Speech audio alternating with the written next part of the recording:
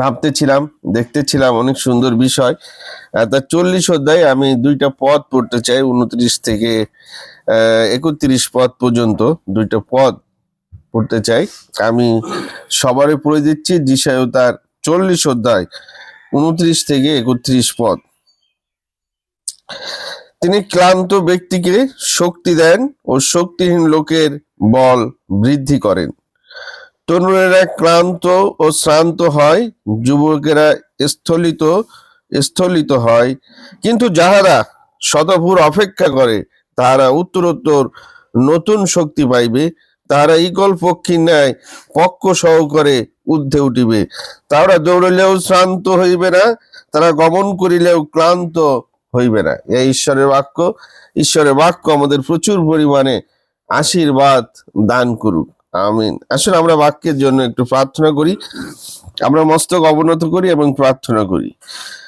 চিরমঙ্গলময় স্বর্গের প্রভু, তোমাকে ধন্যবাদ দিই, তোমার গৌরব, তোমার প্রশংসা, তোমার আরাধনা করি প্রভুকে। বিশেষ করে প্রভু তোমার কাছে সাহায্য চাই। আমি ক্ষুদ্র মানুষ, জঘন্য মানুষ, পাপী মানুষ প্রভু, আমার এমন কোনো যোগ্যতা নেই। তোমার জীবন্ত বাক্য আমি বিভাজন করি প্রভুকে, তোমার কাছে সাহায্য চাই প্রভু। আমি আজকে যিশায় তার 40 অধ্যায় 29 থেকে 31 পদ পাঠ করেছি। এর ভিতরে যে নিগুড় তথ্য রয়েছে, যা তুমি বলতে চেয়েছো, জানাতে চেয়েছো, যে আশীর্বাদ তোমার রয়েছে প্রভু, তা তোমার পবিত্র আত্মা দ্বারা তুমি আমার ভিতর দিয়ে প্রকাশ করো প্রভু, যেন আমার কথা না হয় তোমার কথা হয়, যেন খ্রিস্টে আশ্রিত ভাতা ভগ্নিগণ তোমার বাক্য শুনে তৃপ্ত হতে পারে, আশীর্বাদ পেতে পারে, এবং তোমার নামকে যেন আমি গৌরবান্বিত করতে পারি, সেভাবে তুমি আমাকে আশীর্বাদ করো প্রভু। শয়তান এবং দিয়াবলের সমস্ত চাতুর্য থেকে তুমি আমাকে রক্ষা করো।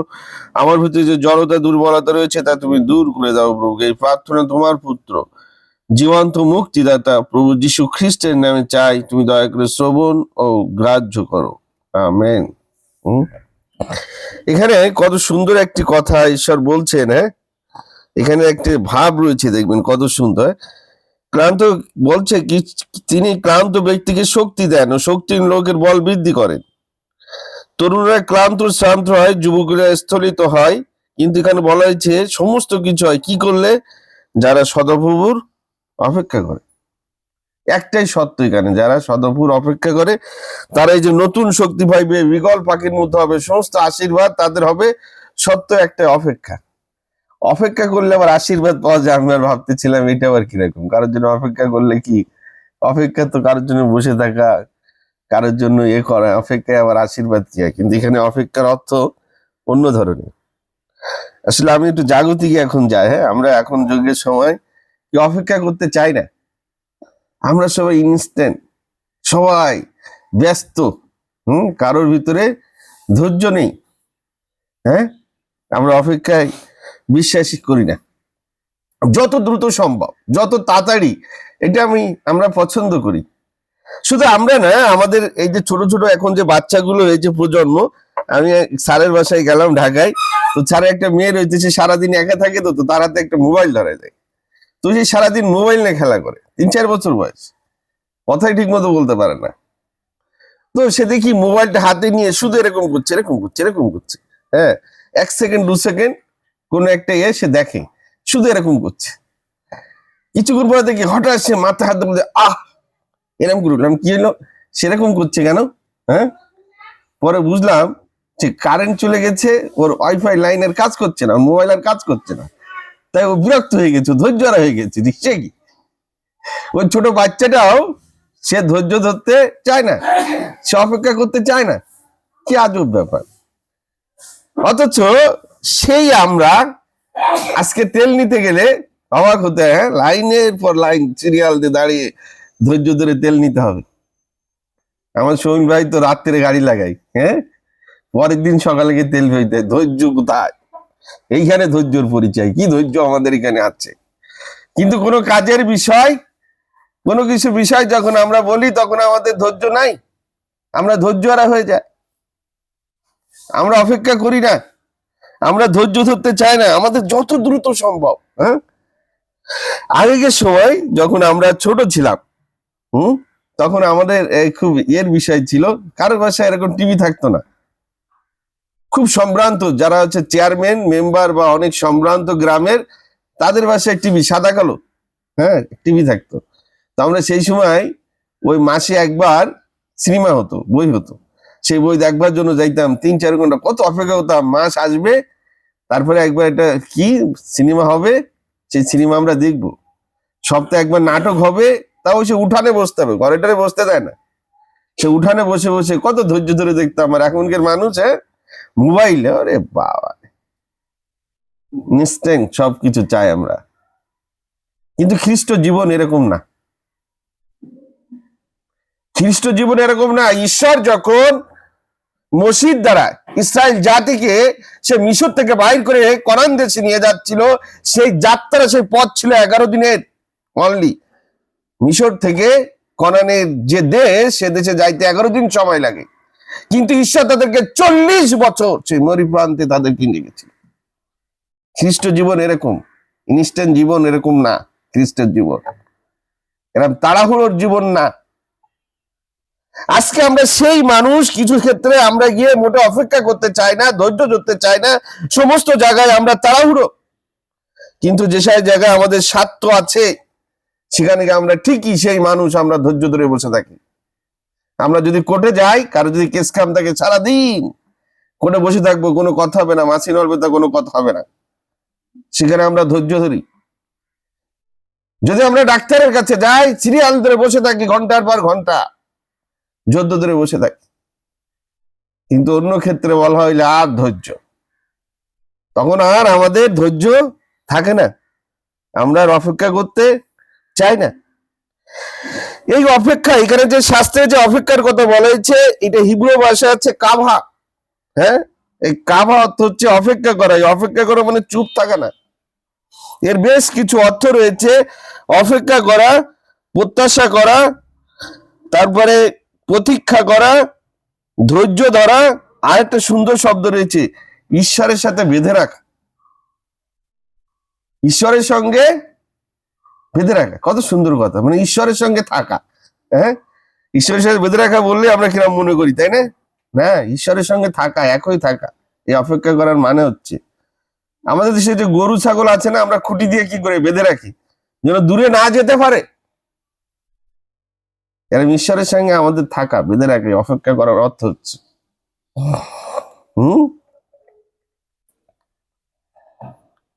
কৃষক যখন কোনো ফসল বনে বা বীজ বনে, তারপরে সে কি করে, অপেক্ষা করে ফসল পাওয়ার জন্য। এক কৃষক ধান রোপণ করেছে, ধান রোপণ করে সে ফসলের জন্য অপেক্ষা করে। এই অপেক্ষা মানে কি, সে কি শুধু বসে থাকে? না, সে বসে থাকে না।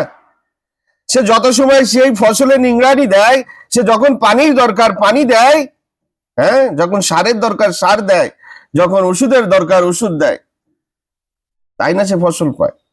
এটা হচ্ছে অপেক্ষা।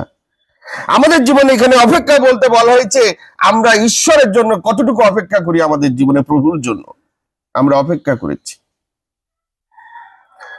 আমরা আমাদের জীবনে আমরা নিজের কাছে প্রশ্ন করি যে আমরা কতটুকু ঈশ্বরের জন্য, প্রভুর জন্য আমরা অপেক্ষা করেছি।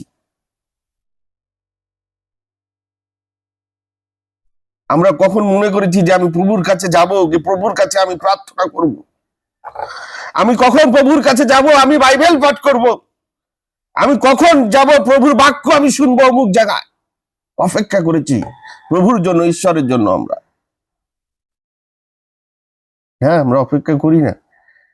আমরা জগৎ নিয়ে ব্যস্ত সব সময়।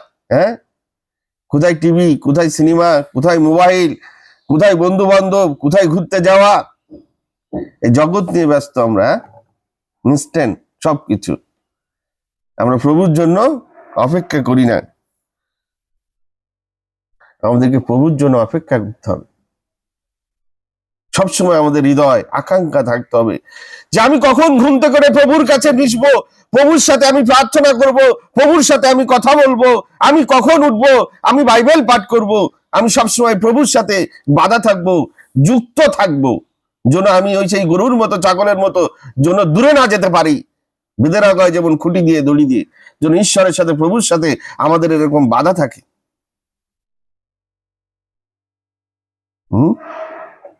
কিন্তু আমাদের থাকে না।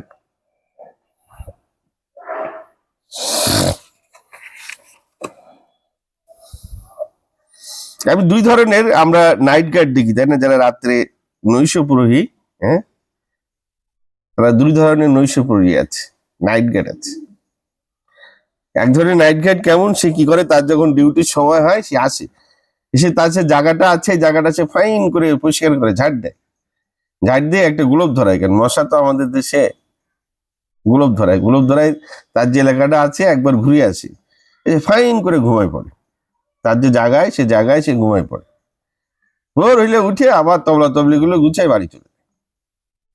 এই এক ধরনের নৈশপ্রহরী নাইট গার্ড। আরেক ধরনের নাইট গার্ড আছে যে আসে, এসে তার যে জায়গা আছে, তার যে এরিয়া আছে, তার যে ডিউটি আছে, সে সারা রাত ডিউটি করে, বাসি দেয়, আর শুধু ঘড়ি দেখে। এখন রাত 1টা বাজে আর 4 ঘন্টা আছে, এখন রাত 2টা বাজে আর 3 ঘন্টা আছে ভোর হইতে, এখন রাত 3টা বাজে আর 2 ঘন্টা আছে। সে সারা রাত বাসি দেয়, তার জায়গায় সে ডিউটি করে। এবং যখন সকাল হয়, ভোর হয়, তার ডিউটি শেষ হয়, তখন সে আনন্দে বাসায় যায়, বাসায় গিয়ে সে রেস্ট নেয়, ঘুমায়। এই এক ধরনের প্রহরীর কথা আমরা, দুই ধরনের প্রহরী আমরা দেখি। কিন্তু আগে যে প্রহরী ছিল তার মনে কিন্তু শান্তি থাকে না, সে সারা রাত ঘুমাইলেও সে চোর, কারণ সে তার ডিউটি করে নাই, তার উপরে যে দায়িত্ব ছিল সে দায়িত্ব সে পালন করে না, এই জন্য সকালের মর্ম সে জানে না, তার মনে সব সময় অপরাধ বোধ কাজ করে। কিন্তু যে সারা রাত ডিউটি করেছে, সে তার যোগ্য কাজ অনুযায়ী সে করেছে, সে শান্তিতে বাসায় যায়, আনন্দে যায়, এবং সে বাসায় গিয়ে রেস্ট নেয়। আমাদের প্রভু যখন চলে যাচ্ছিল শিষ্যদেরকে তিনি বলেছিলেন, তোমরা চিন্তা করো না, আমি এক সহায়ক তোমাদেরকে পাঠিয়ে দিব, তোমরা অপেক্ষা করো। শিষ্যরা কি করেছিল? কুটিরে শিষ্যরা কি বসেছিল না, শিষ্যরা বসেছিল না, সেই কুটিরে তারা অনবরত প্রার্থনা করেছে, তারা অপেক্ষা করেছে, কি অনবরত প্রার্থনা করেছে, তাই সেই সহায়ক তারা পেয়েছি। আজকে আমরা যে অপেক্ষা এখানে বলতে শাস্ত্রে বলা হয়েছে, আমরা কি সে অপেক্ষা করি কিনা নিজেদের কাছে আমরা প্রশ্ন করি। আমরা আশীর্বাদের জন্য আমরা স্বর্গে যেতে চাই, আমরা প্রভুর সাথে যেতে চাই, প্রভু যখন আমাদেরকে নিতে আসবে দ্বিতীয় আগমনে, কি উত্তর আমরা তাকে দিব? আমরা ওই নাইট গার্ডের মতো আমরা ঘুমাই, আমাদের দায়িত্ব আমরা পালন করি না। ওই নৈশপ্রহরীর মতো সে তার দায়িত্ব পালন করে না, আমরা তদ্রূপ আমাদের জীবনে আমরা প্রভুর জন্য অপেক্ষা করি না। 10 কুমারীর গল্প আমরা জানি, 10 কুমারী 5 কুমারী কি করেছিল? তারা প্রস্তুত ছিল না, তারা তেল সঙ্গে করে নেয়নি, তাই তারা প্রভুর সাথে বরের সঙ্গে সাক্ষাৎ করতে পারেনি, প্রভুর সাথে তারা যেতে পারেনি। আর 5 কুমারী কি করেছিল? তারা প্রস্তুত ছিল, তারা রেডি ছিল, তারা সঙ্গে করে তেল নিয়েছিল, তারা অপেক্ষা করেছিল প্রভুর জন্য, তাই প্রভুর সাথে তারা সেদিনকে যেতে পেরেছিল, সাক্ষাৎ করতে পেরেছিল, প্রভুর সাথে আনন্দ করতে পেরেছিল। আমরা তদ্রূপ আমাদের জীবনে যদি আমরা সেভাবে প্রভুর জন্য অপেক্ষা না করি,